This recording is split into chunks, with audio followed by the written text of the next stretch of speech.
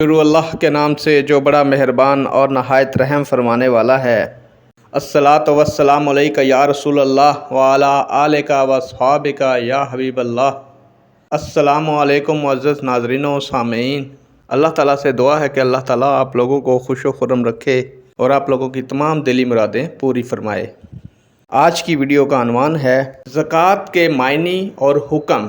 امید کروں گا کہ یہ معلومات آپ کے علم میں اضافہ فرمائے گی۔ ویڈیو کو شیئر کریں گے، چینل کو سبسکرائب کریں گے تاکہ دوسرے لوگ بھی اس معلومات سے مستفید ہو سکیں۔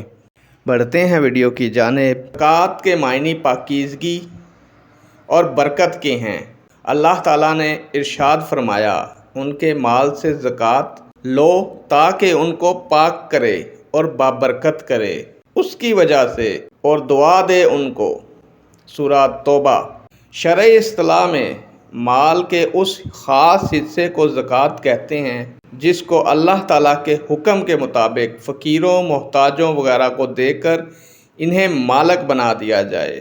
پیارے دوستو، زکوٰۃ دینا فرض ہے۔ قرآن کریم کی آیات اور حضور اکرم صلی اللہ علیہ وآلہ وسلم کے ارشادات سے اس کی فرضیت ثابت ہے۔